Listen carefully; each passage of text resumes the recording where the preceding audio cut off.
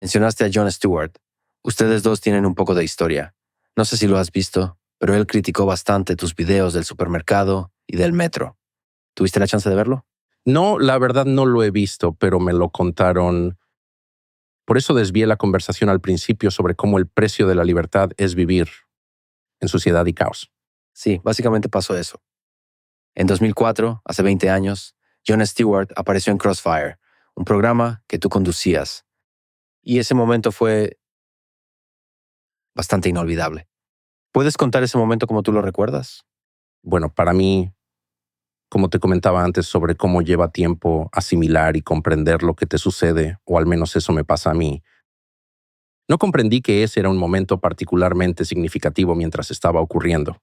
Estaba un poco desorientado, como de costumbre. Y fui muy literal, como siempre lo soy. Y desde mi perspectiva, la crítica que me hizo, hasta donde recuerdo, era que yo era partidario. Fueron dos críticas. Una era que Crossfire era estúpido, lo cual era cierto. De hecho, yo ya había presentado mi renuncia y me estaba yendo a otra compañía. Crossfire era estúpido, la verdad no ayudaba. Lo que hacía era reducir todo a una lucha entre republicanos y demócratas. Mm. No era útil para el discurso público, estaba de acuerdo con él en eso. Y por eso me fui. Así que esa crítica era válida. No sé si lo hubiera aceptado en ese momento, porque trabajaba allí. Y además no es fácil admitir que eres parte de una empresa que en esencia es inútil. Pero su otra crítica hacia mí era que era un partidario sin criterio, lo cual no es para nada cierto.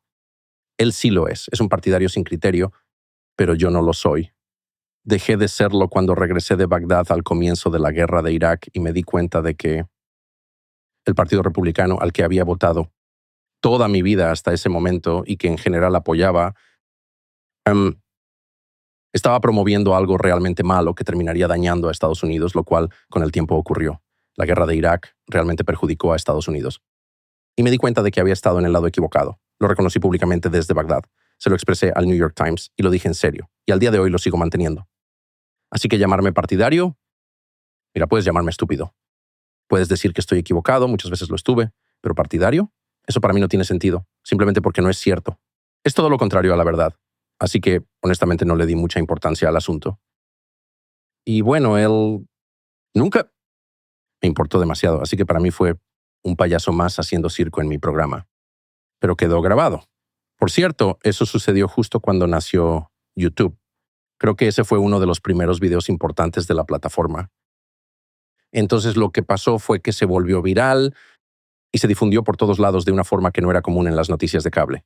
Quiero decir, para ese momento, hace 20 años. Yo llevaba 9 años en las noticias por cable. Y hasta antes del año 2004, uno decía algo en televisión y luego quedaba en el olvido. Alguien podía decir que lo escuchó, pero para comprobarlo había que revisar los archivos de la Universidad de Tennessee en Knoxville. Y de repente, todo lo que decíamos quedaba para siempre en Internet. Lo cual, dicho sea de paso, no está mal, es algo positivo. Pero para mí fue un cambio enorme, y no podía creer cómo se discutió tanto sobre eso en aquel entonces, porque yo lo veía como alguien poco interesante. Para mí es obvio que es una persona muy infeliz. Así que no le di mucha importancia antes y tampoco lo hago ahora. Pero bueno, eso fue todo. En su momento fue algo menor en mi vida, mucho menos importante de lo que otros se imaginaron. Bueno, dijiste varias cosas que podrían hacerte ver un poco resentido, aunque no lo estés. Lo llamaste partidario y dijiste que era una persona muy Es que infeliz. para mí es muy infeliz. Y definitivamente es partidario. ¿Podrías explicar por qué crees que es partidario? Bueno, yo creo que, y esto sucede no solo en la izquierda, sino también en personas que creen que cualquier debate político en el que estén involucrados es el más importante del mundo. Y entonces aportan una intensidad emocional a esos debates y al final se sienten frustrados porque nada trascendental se resuelve políticamente. Así que van por el camino equivocado y están condenados a la frustración si creen eso.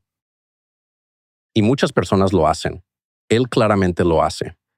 Y lo aplica a cualquier tema, como por ejemplo que Clarence Thomas no debería ser juez de la Corte Suprema. La idea implícita es que, si otra persona lo fuera, viviríamos en una sociedad justa y feliz, pero no es más que una promesa falsa. En mi opinión, quienes llevan esa intensidad política a todo son, por definición, personas amargadas, como suelen estar las personas decepcionadas. Las preguntas que importan son otras, como ¿qué pasa cuando uno muere?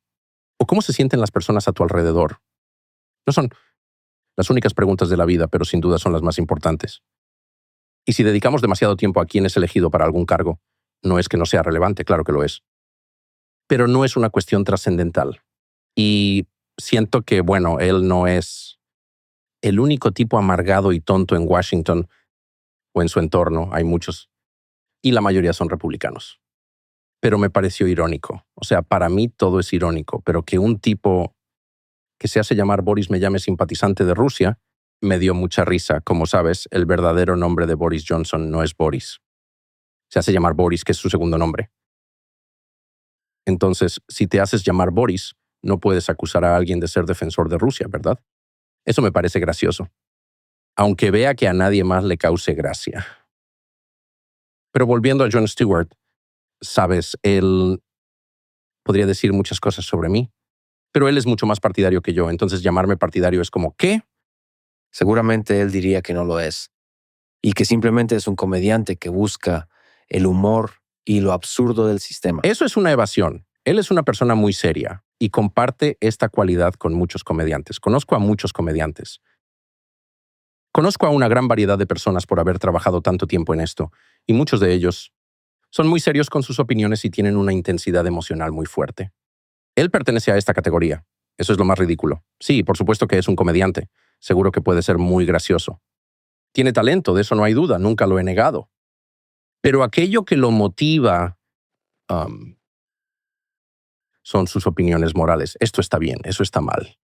Y para mí esa pasión no está bien enfocada. ¿Pero crees que decir solo soy un comediante es una... No creo que ninguna persona seria piense eso. Quiero decir, si solo eres un comediante...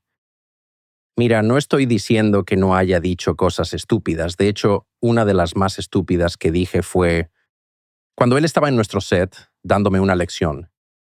Él es un moralista, cosa que no me agrada mucho desde el punto de vista estético, pero me estaba sermoneando sobre algo y le dije, pensé que habías venido a contar chistes. No debería haberlo dicho, porque no estaba allí para contar chistes, sino para darme una lección. Y debería haberlo enfrentado directamente en lugar de restarle importancia al decir, solo eres un comediante. Él no se ve a sí mismo de esa manera. Solo quiero decir que Jon Stewart es un defensor del poder. Él nunca ha cuestionado como, ¿qué piensa Jon Stewart sobre los $100,000 millones que le enviamos a Ucrania? ¿Qué pasó con ese dinero y con las armas que se compraron? A él no le importa. Tiene exactamente las mismas prioridades que la gente que siempre está al mando en Washington. Pero aclaro que él no es el único. También están Mika Brzezinski y su esposo y el resto del elenco de idiotas, pero si vas a pretender ser quien desafía al poder establecido, deberías hacerlo de vez en cuando. Y él nunca lo ha hecho. Jamás ha dicho algo que fuera inaceptable o mal visto en Morning Joe. Eso es todo lo que estoy diciendo. Así que no te llames un contador de verdades. Eres un bufón de la corte o un adulador del poder. Está bien, hay un rol para eso, pero no finjas ser otra cosa. Te seré honesto. Volví a mirar ese video hace muy poco tiempo, ¿de acuerdo? ¿El de hace 20 años? Sí, lo había visto en su momento. Y lo recordaba de una manera muy diferente. Pensaba que Jon Stewart te había destrozado en esa conversación. Y ahora que lo volví a ver, tú le hiciste una excelente pregunta. Y para que quede claro, en realidad no hubo tal destrozo. Le preguntaste, ¿por qué cuando tuviste la oportunidad de entrevistar a John Kerry, Sí. le hiciste preguntas sencillas? Me pareció una pregunta completamente razonable y él respondió, bueno, solo soy un comediante. Me pareció poco sincero y la verdad es que nunca me interesó ver el video. De hecho, no me gusta verme en la televisión. Nunca me ha gustado. Y eso es mi culpa. Quizás debería obligarme a verlo, pero sé que no lo haré. Pero creo que lo más importante para mí, que fue realmente interesante y cambió mi vida, fue que estoy de acuerdo con tu evaluación. He perdido muchos debates. Me han humillado en televisión. No soy ajeno a eso. Ciertamente me pasó y me volverá a pasar. Pero no sentí que fuera una victoria rotunda para él. Tal vez un knockout técnico, pero no un knockout en absoluto. Pero esa fue la impresión de todos y pensé, qué raro, no es lo que recuerdo. Y luego me di cuenta de que Jon Stewart era más popular que yo. Por lo tanto, quedó registrado como el ganador. Y a mí me costó bastante aceptarlo porque me pareció injusto. Deberían evaluar cualquier competencia por puntos. Deberían decir, estas son las reglas y los vamos a juzgar conforme a ellas. Pero no, al final el más popular ganó. Todos los críticos de televisión como Jon Stewart me odiaban. Por eso él ganó. Y yo estaba como, bueno, supongo que tengo que aceptar esa realidad.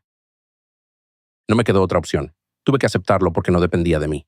No podía hacer nada al respecto. La razón por la que se lo vio como el ganador y la razón por la que yo lo vi como el ganador en ese momento es porque básicamente te estaba atacando de manera personal y no con ideas. Y era gracioso de una manera oscura, burlándose de tu corbata de moño y ese tipo de cosas. Me acuerdo. Sí, Estuvo bien en llamarme idiota. Él lo hizo y recuerdo que incluso cuando lo dijo pensé, sí, definitivamente lo soy. Y esa no es mi mejor cualidad, créeme. bueno, pero si vamos al caso, a mí me pareció que Jon Stewart se comportó como un gran idiota en ese momento, y eso que soy un gran admirador de él y creo que ha mejorado mucho. Así que Seguro. también deberíamos decir que las personas crecen. La gente, Yo ciertamente he cambiado y espero haber mejorado y no empeorado, sin embargo, pero sí, has mejorado. sí. O sea, mira, yo no he seguido la carrera de Jon Stewart para nada. No tengo televisor, así que estoy bastante desconectado de todo eso. La verdad no tengo idea, pero para mí la medida es, ¿estás tomando posturas que no son populares con las personas más poderosas del mundo y con qué frecuencia lo haces? Así de sencillo. No por el simple hecho de hacerlo, sino te sientes lo suficientemente libre para, ya sabes, para decirle al consenso, no estoy de acuerdo. Si no lo haces, entonces solo eres otro adulador. Esa es mi opinión. Yo creo que debe sentirse lo suficientemente libre como para hacerlo, pero tú dices que no es así. Es que mira, para mí lo importante, aunque haya quienes no piensen igual que yo, son la economía y la guerra. ¿De acuerdo? Las cosas importantes que hace el gobierno pueden ser, quiero decir, el gobierno hace muchas cosas, el gobierno hace todo hoy en día, pero ¿dónde matamos a la gente? ¿Cómo y con qué propósito? ¿Y cómo organizamos el motor económico que sostiene al país? Esas son las dos preguntas más importantes. Y prácticamente no escucho debates sobre ninguna de las dos en los medios. Y tengo opiniones disidentes sobre ambas. Quiero decir, estoy enojado por el Código Fiscal. Me parece muy injusto. No creo que debamos ser... El hecho de que tengamos un vacío en el Código Fiscal sobre los intereses diferidos y que la gente afirme que sus ingresos son de inversiones, pagando la mitad de la tasa impositiva que paga alguien que trabaja todos los días, desincentiva el trabajo. Y fomenta el préstamo con interés, lo cual personalmente me parece repugnante. Estoy en contra, lo siento. Y pues lo más triste que está pasando en este momento es que estamos creando caos en todo el mundo y nadie se siente libre de decirlo. Y eso no está bien.